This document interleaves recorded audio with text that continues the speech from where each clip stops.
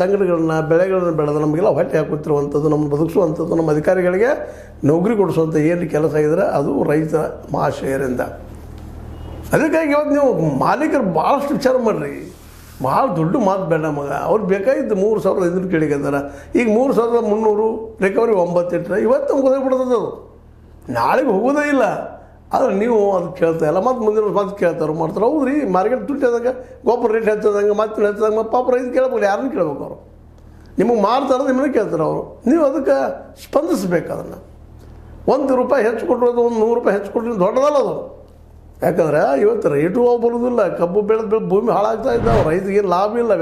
ಬೇರೆ ಬೆಳೆ ಅಂತ ಇಲ್ಲ. ಉಂಡಷ್ಟು ತಿಂದಷ್ಟಕ್ಕೆ ಒಂದು ಹರಕು ಉದ್ರ ಹೊಟ್ಟು ಮಾಡಿಡುವಾಗ ಹರಕು ಸೀರೆ ಹಿಡ್ಕೊಂಡಾಗ ಹೆಣ್ಮಕ್ಳಿಗೆ, ಸಣ್ಣ ಮಕ್ಕಳಿಂದ ಅಲ್ಲಿ ಶಿಕ್ಷಣ ಸಹಿತ ಇಲ್ಲ. ಹಳ್ಳಿಗಳಲ್ಲೇ ಸರ್ಕಾರಿ ಶಾಲೆಗಳಂತೂ ಇದ್ದು ಇಲ್ದಂಗೆ ಆಗಿ ಹೋಗಿಬಿಟ್ಟಿದ್ದಾವೆ. ಕಲಸು ಟೀಚರ್ಗಳು ಬಂದರೂ ಬರಲಿಕ್ಕೆ ಇಲ್ಲ.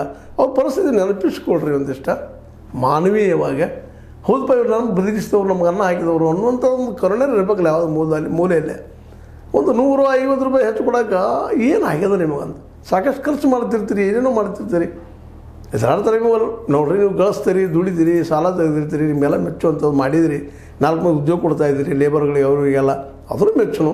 ಆದರೆ ಅದೇ ಕಾಲಕ್ಕೆ ನಿಮಗೆಲ್ಲ ಮೂಲ ಯಾರದಾರ ರೈತರಿಗೆ ಯಾಕೆ ರೇಟ್ ಹೆಚ್ಚು ಮಾಡಬಾರ್ದು? ಅವ್ರು ಸ್ಟ್ರೈಕ್ ಮಾಡೇ ಕೊಡಬಾರ್ದು. ನೀವು ಅದನ್ನು ಪಾಪ ಅವ್ರ ಬೀದಿಗೆ ಬಂದು ಕೇಳುವಂಥದ್ದು ತಂದೆ ಕೊಡಬಾರ್ದು. ಇಲ್ಲಪ್ಪ ಆಯ್ತು, ನೀವು ಮಾಡುವಂಥವ್ರು ಮಾಡಿದ್ರೆ ಲೆಕ್ಕಪತ್ರ ಏನೋ ಮಾಡಿ ಆಗುತ್ತೆ. ಎಥನಾಲ್ ತಯಾರು ಮಾಡ್ತೀರಿ, ಮತ್ತೇನೋ ಮಾಡ್ತೀರಿ. ನಿಮಗೆ ಇವತ್ತು ಒಂದು ಫ್ಯಾಕ್ಟ್ರಿ ನಡೆಸೋಕೆ ಪರ್ಮಿಷನ್ ಸಿಕ್ಕೈತೆ ಅಂದ್ರೆ ಇಲ್ಲ, ಸೆಂಟ್ರಲ್ದವ್ರು ಭಾಳ ಕೊಂಡುಕೊಳ್ಳೋದಿಲ್ಲ. ಹಂಗೆ ಏನೇನೋ ವಾದ ಮಾಡ್ತೀರಿ. ಸ್ವತಂತ್ರವಾದ ಮೀಡಿಯಾಗೆ ಬೇಕಾಗಿರುವುದು ಸ್ವತಂತ್ರ ಧ್ವನಿ. ಆ ಸ್ವತಂತ್ರ ಧ್ವನಿ ಉಳಿಸಲು ನೀವು ಮಾಡಬೇಕಾದದ್ದು ಇಷ್ಟೇ. ಅದೇ